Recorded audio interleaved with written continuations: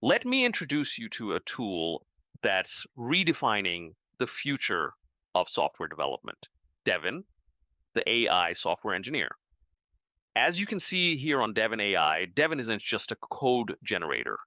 It's a fully autonomous AI developer that can take tasks, plan them, write code, test it, and even push changes to GitHub. Let's take a quick look at what Devin AI can do. From fixing thousands of lint errors to clearing your backlog and modernizing your code base, Devin handles it all. Need to migrate from Java to Python? Devin takes care of language migrations, version upgrades, and code refactors. It's incredibly useful for data engineering tasks like visualizing trends, cleaning data sets, or setting up ETL pipelines without needing manual setup. It also helps squash bugs, automate ticket triage, and even resolve CI/CD issues. Whether you're dealing with front-end glitches, unit tests, or SaaS integrations, Devin steps in like a real team member. In short, it's a full stack AI engineer that helps you build faster, cleaner, and smarter. Speaking of tools, Devin is able to work with hundreds of them, whether it's managing cloud infrastructure, building data pipelines, migrating legacy code bases, or automating CI/CD. It adapts to the ecosystem you're already using. With GitHub, Devin can independently create PRs, respond to code review comments, and follow up on merge requests. With Linear, you can assign tickets directly to Devin by tagging it or adding a label, and it will pick up the task and keep you updated on progress. And with Slack, Devin becomes part of your team conversations. You can assign tasks just by tagging at Devin, and it will reply in the thread with updates as it works. In this video, I'll show you how I use Devin to build a complete, fully working, AI-powered expense tracker app. Let's dive in. As you can see, I've already logged in and I'm inside a fresh new session with Devin AI. Here at the bottom, we can see that one of the repositories is already listed. We'll see how to add these in a moment. Now, let's take a quick look at the agent options. I'm currently using the regular agent mode, which allows Devin to use all its tools like the browser, terminal, and code editor to execute tasks on my behalf. And over here on the left sidebar, you'll find key tools, the Devin session view, the Ask Devin quick help, and something called Deep Wiki for documentation. I've already set up a GitHub repository along with a project in Supabase. Supabase will handle all our backend needs, from authentication to database storage, so everything stays fully integrated and efficient. Now, in the settings under the integrations tab, you'll see all the platforms Devin can connect with, like Slack, GitHub, GitLab, Jira, and more. This is where you manage how Devin collaborates with your development tools. Within GitHub, let's take a look at how to add a new connection and link a repository. I'll click on Add Connection since I want to use a different account than the one already connected. As I'm already logged into my GitHub, I'll select my username. Then I'll choose the specific repository I created for this project. As you can see, it already has all the necessary access permissions. I'll click Install and confirm by entering my credentials. Now the GitHub connection is set up, and if needed, you can always add more repositories by clicking on Add Repos. Returning to the Sessions page, you'll notice that I've selected the new repository from the drop-down menu. Now let's give Devin our first task. I'm asking it to build a fully functional web app for tracking personal expenses.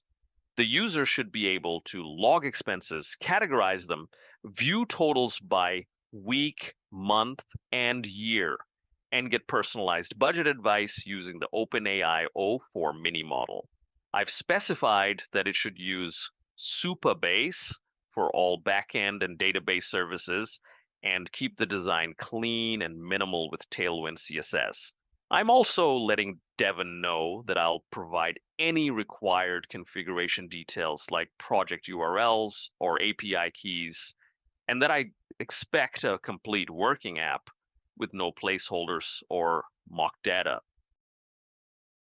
We'll proceed with the agent option. Although there's an improve prompt button available, we won't be using it here since the prompt is already very detailed. I've now clicked on send, and we'll give Devin a moment to process the request and begin generating the project. As you can see, Devin has analyzed the prompt and is now asking for the required credentials to proceed. We need to provide the Supabase project URL, public API key, and optionally the service role key, along with the OpenAI API key for the GPT-4o mini model. Once we share these, Devin will start building the app from scratch. You can find the Supabase project URL and API key on the project's main dashboard. The access token can be retrieved from your account settings under the API section. Let's now provide all the required credentials and proceed by clicking send. Devin has successfully received all the credentials and is now kicking off the implementation. It's setting up the folder structure for the front end and back end and is about to initialize the React app for the front end.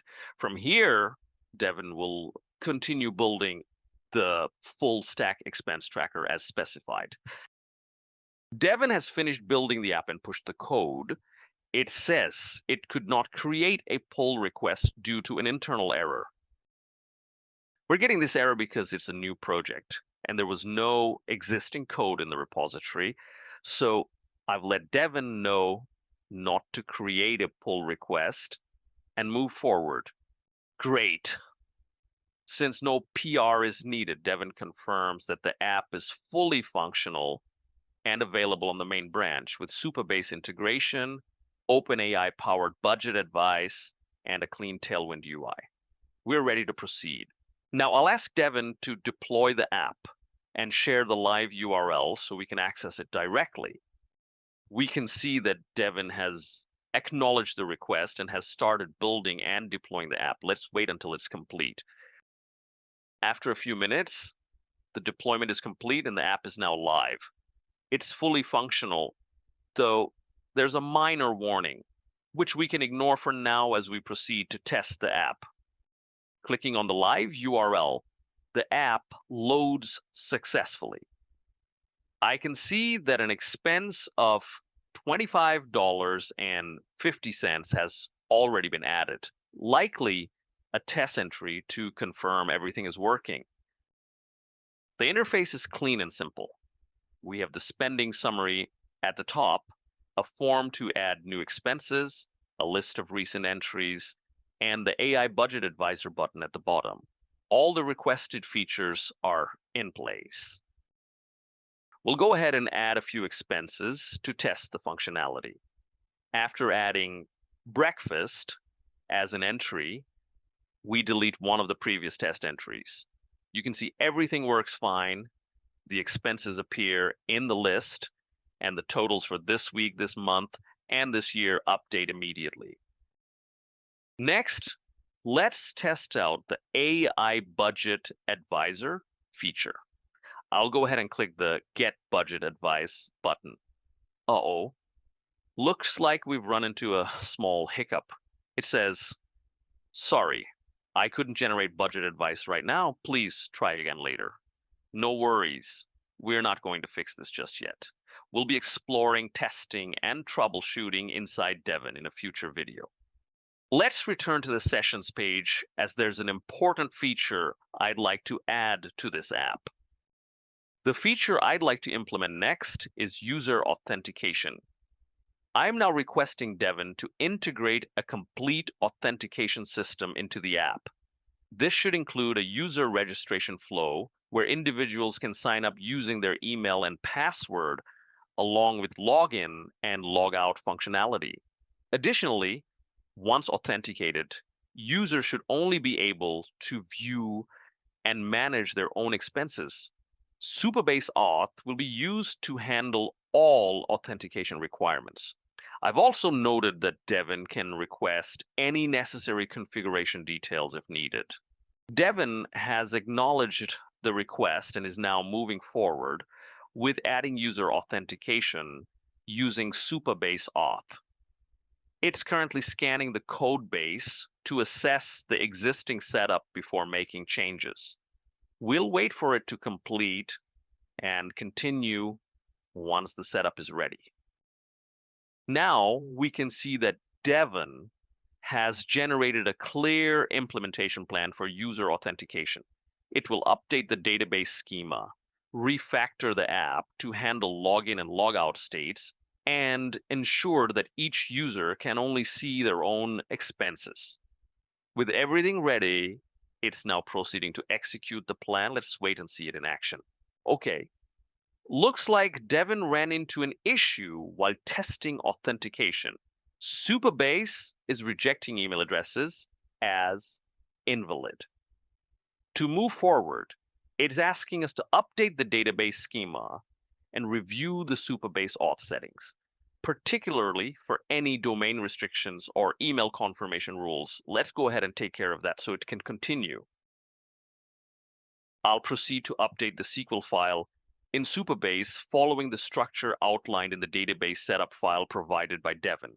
However, I'm encountering an error during execution. Let's check if Devin can help resolve this. I'll share the details in the chat window now. I'll share the error I'm seeing with Devin and see what it recommends. Devin points out that the error is due to the missing user ID column in the expenses table. It suggests adding the column and updating your RLS policies. But instead of adding it right away, I'll first check if the user ID column already exists. I can see that the user ID column already exists in the table on Supabase. I'll paste the current table schema into the chat so Devin can review it. I'll ask it to analyze the structure and make necessary changes only if needed. Okay, we see a response from Devin. It confirms that our database schema is set up correctly. The user ID column is in place and the RLS policies are configured. So Devin will now go ahead and test the authentication flow since the database is ready. All right, Devin's found the issue. Supabase is currently blocking email signups because of recent changes and has provided the steps to fix this issue. To resolve this, I'll navigate to the Supabase dashboard, go to Authentication, then Auth Providers, click on Email, disable the Confirm Email option, and click Save. Now that we have completed the steps, we'll inform Devin that it is done. Now, we see a response from Devin. It's ready to continue testing the authentication flow, starting with user registration and login to verify that everything works as expected. I also want to inform you that you'll be able to see the entire process live through the Progress and Shell tabs. You'll also be able to see the Browser tab, which displays the app in action and shows each test step as is being executed. Great! Looks like the app has been successfully deployed and the live URL is now available. We'll go ahead and click on the link to open the app. I attempted to sign in without registering first, which resulted in an invalid login credentials error.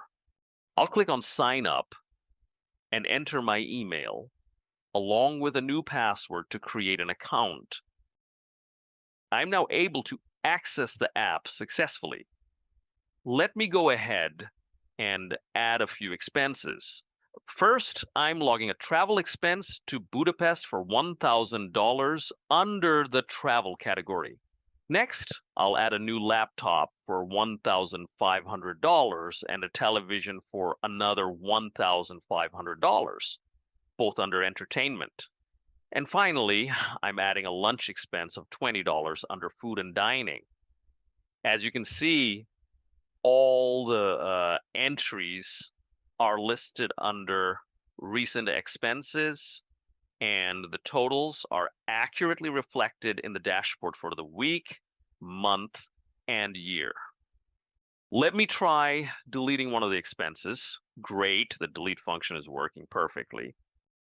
Now I'll log out and sign back in to confirm that both my credentials and previously added expenses are being retained properly. Fantastic. The app is working as expected. I was able to sign up, log in, add and delete expenses, and everything updated in real time. After logging out and signing back in, all my data was still there, confirming that authentication and data storage are functioning correctly. So that's it for today's session. This wraps up everything we set out to do in this video.